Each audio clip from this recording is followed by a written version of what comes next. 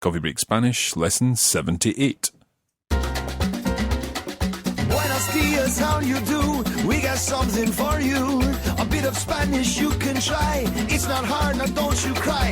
Más cerveza, por favor. Un cafecito, I want more. No haggis here, I hope that's fine. Just a bit of Espanol online. Espanol, you're in control. Just be resilient. One in Spanish is dead brilliant. Just be prepared. Mark and Kara will take you there. Now you're on a roll. It's Coffee Break Español.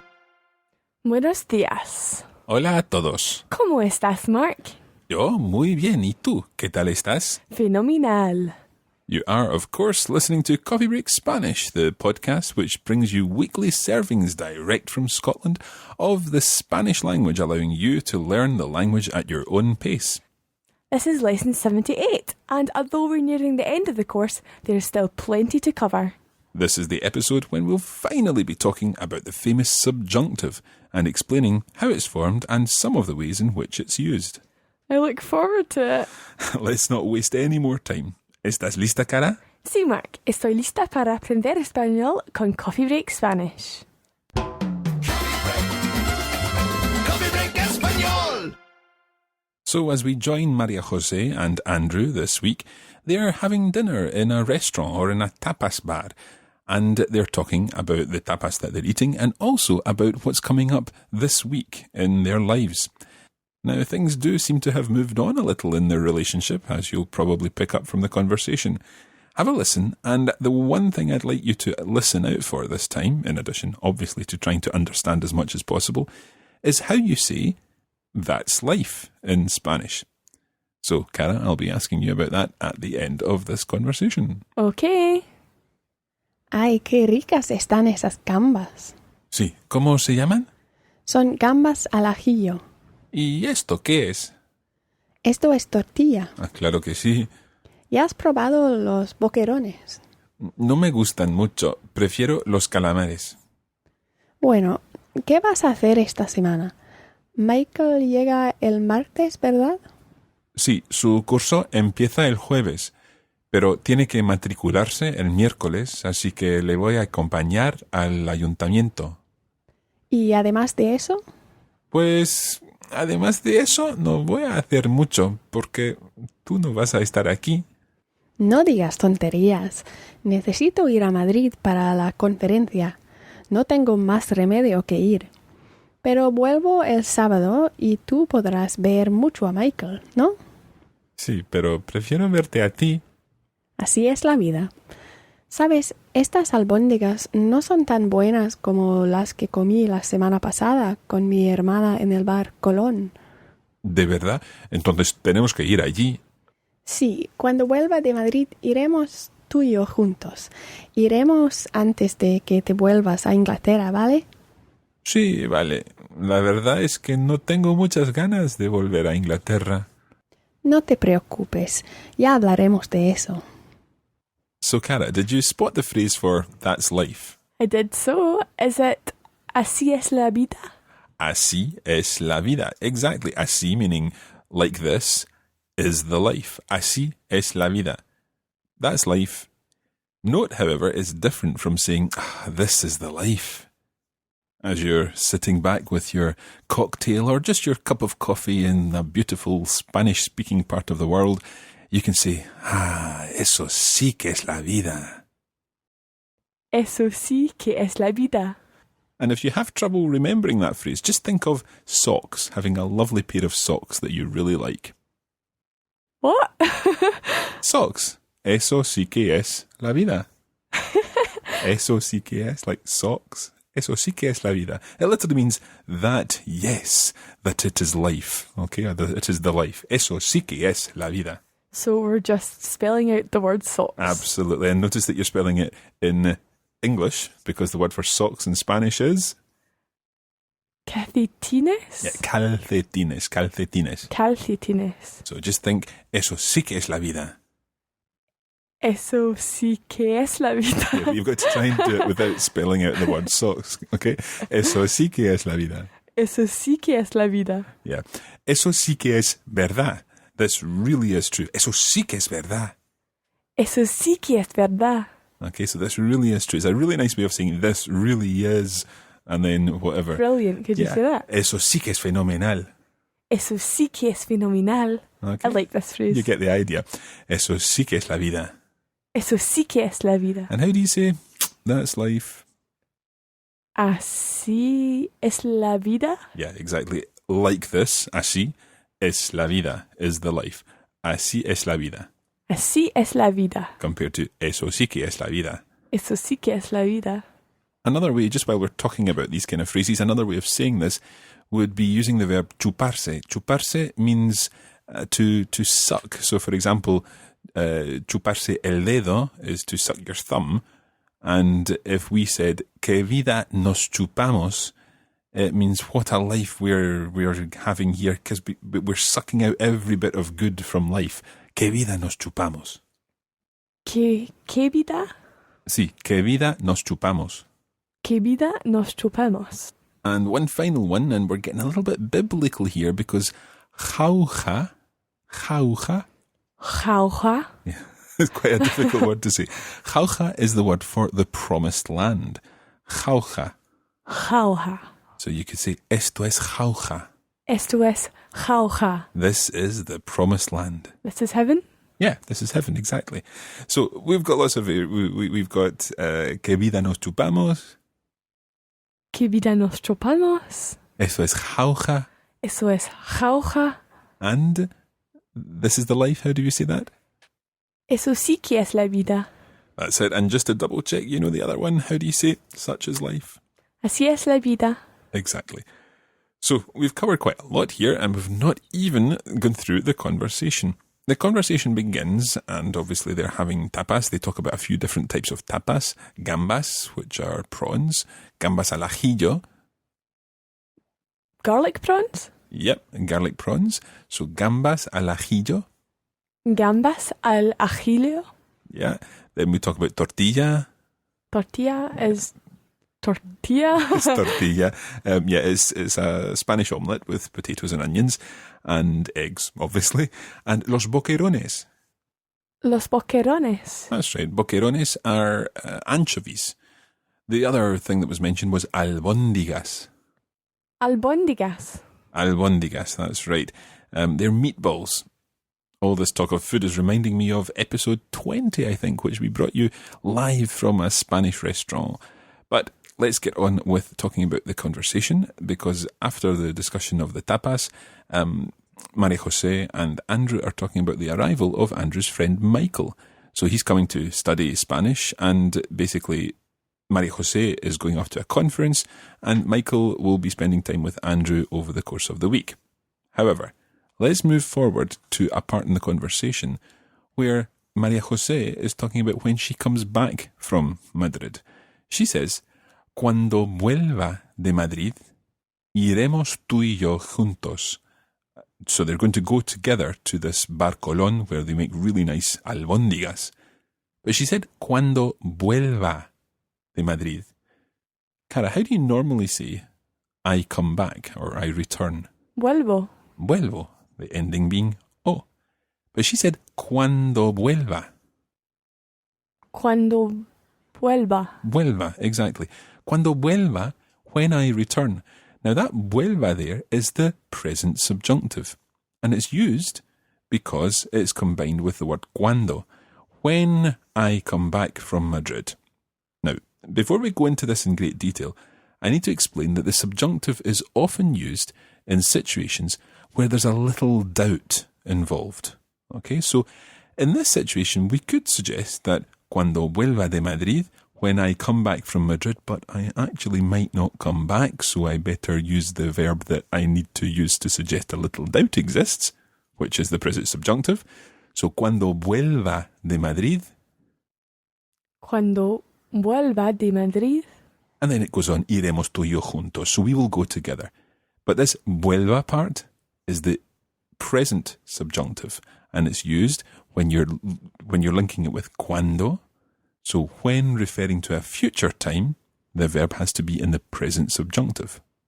Before we try to use this in some other examples, let's learn a little about how you form the present subjunctive. For this, we need to go to the yo form of the normal present tense. So, for example, let's take the word hablar, which means To speak. to speak. So how do you say I speak? Hablo. Hablo. So we're going to use this form to form the subjunctive. And you might be thinking, well, hablo is regular and it's just got an O ending. And yes, it has. But the yo form will become more obvious when we look at verbs like tener or conocer and so on. So if we go back to hablo, and then we're going to take off that O on the end of the word and add these endings. E, es, e, hemos, eis, en. So we get hable, hables, hable, hablemos, habléis, hablen. Hable, hables. Hable, hablemos, habléis, hablen. Now, taking out of the equation the yo form, do those endings sound familiar? Yeah, apart from the yo form, they are the endings in the present tense for ER verbs. Exactly, and that's a pattern that we'll be noticing again and again when we're looking at the subjunctive. So let's take pensar. Pensar means?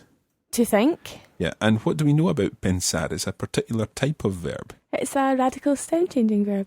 Exactly, so it becomes in the subjunctive.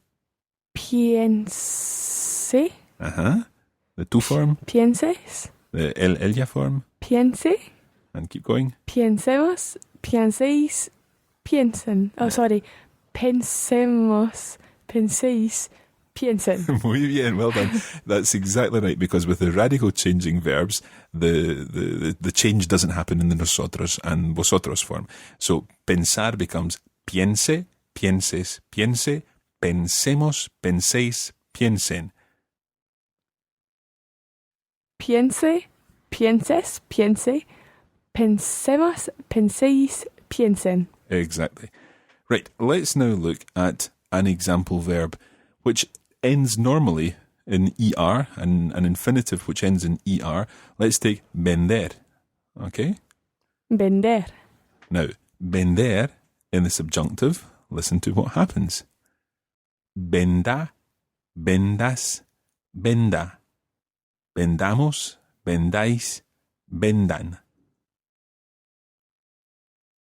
So can you give me a little summary of what's happening there? Yep, apart from the yo form, it's the same as the last one. It's now the AR endings that you're using with ER verbs. Exactly right. So it's this idea of swapping endings. Don't ask me why they do that, they just do. It's the formation of the subjunctive happens like that. With the exception of the yo form, AR verbs take the endings of ER, and ER and IR verbs take the endings of AR verbs. Let's try another couple of verbs just to make sure that we're understanding this. Let's take vivir. Vivir means? To live. So how would you conjugate vivir in the present subjunctive? Viva, vivas, viva, vivamos, viváis, vivan. Just watch the stress there. It's vivamos, viváis, vivan. Vivamos, viváis, vivan. Yeah. And see the he, she, or it form of that verb. What was it again? Viva. Viva. And you may have heard a song, Y Viva España. Viva. Yeah. I'm not going to sing. Oh, go on, Take go that out. Take that out. No, I'm not going to take it. We've done 78 episodes and I don't think you've sung one, so I'll keep it in. So, viva means long live. Okay, it's this kind of exhortation. May Spain live long, or viva el rey, long live the king. Viva. Viva. Okay, so far we've looked at the formation of the present tense of regular verbs in the present subjunctive, because there are other subjunctives, I'm afraid. But nonetheless, the present subjunctive, where we've got regular verbs, the endings kind of swap round. And apart from that yo form, which in each case is for ER verbs hable, and for ER and IR verbs viva, the other endings follow that same pattern using the opposite conjugation, if that makes sense. Now, there are some verbs which you may think are a little irregular, but in actual fact, they're not particularly irregular at all. Let's take, for example, decir. Decir means? To say. And how do you say I say? Digo.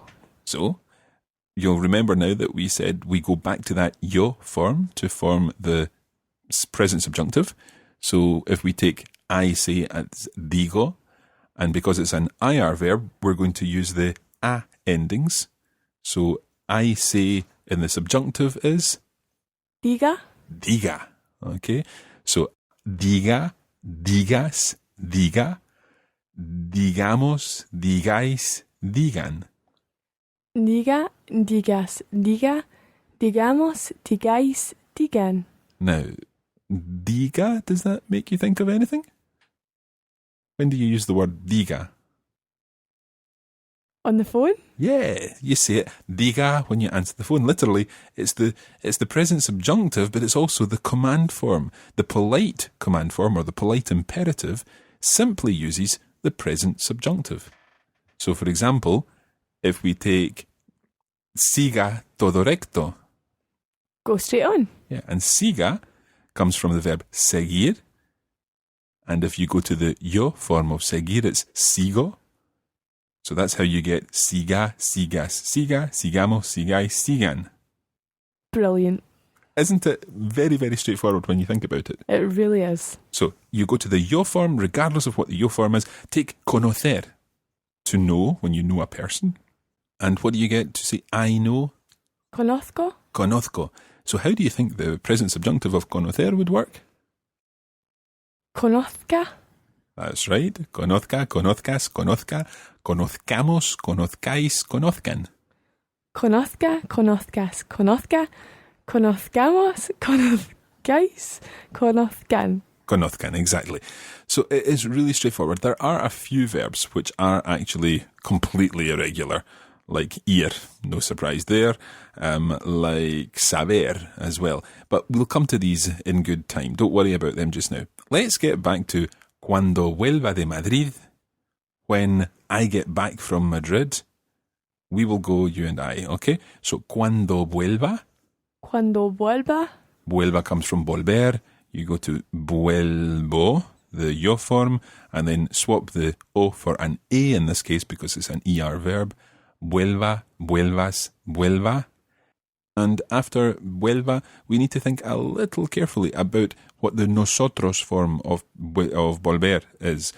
Because if you remember back to pensar, we had piense, pienses, piense, and then the nosotros form was pensemos, penséis, piensen. So, Cara, can you tell me what happens even in the subjunctive with radical changing verbs? They go back to not being radical changing Exactly. in the we and you plural form. Exactly. The nosotros form and the vosotros form are not radical changing. So, if we come now back to volver, we've got vuelva, vuelvas, vuelva. What do you think the we form would be in the present subjunctive? Volvamos. Volvamos, muy bien. Volvamos, then the vosotros, Volváis. volváis, and then with the ellos, ellas form, Vuelvan. vuelvan, back to the radical change. Vuelva, vuelvas, vuelva, volvamos, volváis, vuelvan. Vuelva. Vuelvas. Vuelva. Volvamos. Volváis. Vuelvan. Okay, so we've got cuando plus a subjunctive. How would you say, when I live in Spain? Looking to the future, okay? Cuando viva en España. Muy bien. When I eat gazpacho. Cuando coma gazpacho. Cuando coma gazpacho. Muy bien. It feels really unnatural. Exactly, yeah, it does. But it's these particular phrases, for example, with cuando and referring to the future, and some of the other phrases that we're going to learn, that they're the kind of triggers in your mind, and you think, oh, it's going to sound unnatural, but it's okay because it's the subjunctive, and it has to be the subjunctive. So, cuando vuelva, cuando coma gazpacho, cuando viva en Madrid. And I'm going to introduce one other here, and this is very common when you're teaching younger people Spanish, and that is cuando sea mayor. When I'll grow up. Yeah, exactly. So sea comes from which verb? From ser. Ser. So the subjunctive of ser is sea, seas, sea, seamos, seáis, sean. Sea, seas, sea, seamos, seáis, sean. So, cuando sea mayor, quiero ser abogado o profesor o lo que sea. Lo que sea, there's another example of it. Lo que sea, whatever it may be. Okay, there are examples of subjunctives that we've heard over and over again in this course that we don't actually know are subjunctives yet. But you understand what they mean already. And as you get more used to dealing with the subjunctive, you'll become more used to understanding exactly when you need to use it. Cuando vuelva de Madrid, iremos tú y yo juntos. And the next sentence was iremos, we will go, antes de que vuelvas a Inglaterra. So before you return to England. So, Cara, what do you know about antes de que? It means before. And it's followed by? A subjunctive. Exactly. So it's another example of where you need a subjunctive before you do something. Antes de que vuelvas a Inglaterra. How would you say before I eat gazpacho? Antes de que coma gazpacho. Antes de que coma gazpacho. Okay, so before you do something, antes de que plus the subjunctive. How would you say think before you speak? First of all, what part of the verb do we use for think? We'll need to use the command form of the verb. Yeah, the imperative. So the imperative of think is? Piensa. Piensa. Okay, so we just take the tu form and take off the S. Piensa. Piensa. So think before you speak. Piensa antes de que hables. Muy bien. Antes, just watch the stress there. It's antes. Antes. Piensa antes de que hables. Piensa antes de que hables. Okay, I think we're going to leave it there today because this is getting quite long and there's a lot to explain about the subjunctive. But I'd like you to listen to the conversation again, trying to understand as much of it as possible, but also, importantly, trying to spot the subjunctives in the conversation. ¡Ay, qué ricas están estas gambas! Sí, ¿cómo se llaman? Son gambas al ajillo. ¿Y esto qué es? Esto es tortilla. Ah, claro que sí. ¿Ya has probado los boquerones? No me gustan mucho, prefiero los calamares. Bueno, ¿qué vas a hacer esta semana? Michael llega el martes, ¿verdad? Sí, su curso empieza el jueves, pero tiene que matricularse el miércoles, así que le voy a acompañar al ayuntamiento. ¿Y además de eso? Pues además de eso no voy a hacer mucho, porque tú no vas a estar aquí. No digas tonterías. Necesito ir a Madrid para la conferencia. No tengo más remedio que ir. Pero vuelvo el sábado y tú podrás ver mucho a Michael, ¿no? Sí, pero prefiero verte a ti. Así es la vida. ¿Sabes? Estas albóndigas no son tan buenas como las que comí la semana pasada con mi hermana en el Bar Colón. ¿De verdad? Entonces tenemos que ir allí. Sí, cuando vuelva de Madrid iremos tú y yo juntos. Iremos antes de que te vuelvas a Inglaterra, ¿vale? Sí, vale. La verdad es que no tengo muchas ganas de volver a Inglaterra. No te preocupes, ya hablaremos de eso. Coffee Break Español. So, this whole subjunctive thing isn't really the big deal I thought it was. All you need to do is remember how it's formed and the specific situations when it's used. It's actually quite mathematical, to be honest. Most of the time it's obvious if you need a subjunctive or not. And I guess we'll be hearing more about the subjunctive in the coming lessons. Yep, we will indeed. We'll be introducing a few more subjunctive situations in the coming weeks, and we'll also be including lots of subjunctive stuff in the new podcast which follows Coffee Break Spanish, but more about that soon. Now, don't forget that we'd like you to vote for Coffee Break Spanish in the Podcast Awards. They're still in the nomination stage, so go to www.podcastawards.com and enter the Coffee Break Spanish and the URL www.coffeebreakspanish.com in the Education category. And, if you want, you can also include it in the People's Choice Awards. You only have a few days left to nominate. Nominations close on the 30th of September. After that, we'll find out if Coffee Break Spanish has been shortlisted, and we'll let you know how things go. We hope that the awards will bring a whole new audience to Coffee Break Spanish. If things go according to plan, this podcast will be released on or around the magic date of the 26th of September, the European Day of Languages. Look out for our news programmes on this day, in which we'll be announcing what's coming after Coffee Break Spanish, and also some exciting news for those of you interested in learning other languages with Radiolingua. Quite a number of you have contacted us asking for a podcast in Catalan, and we're delighted that 1 Minute Catalan is now available. Every Friday for the next 10 weeks, you can pick up the basics of Catalan, or French, Mandarin, and lots more. Bueno, ya está. That's it for today and this very long program of Coffee Break Spanish. Gracias a todos y hasta la próxima. Adiós. Coffee Break Español. This podcast was brought to you by the Radiolingua Network. Find out more at www.radiolingua.com.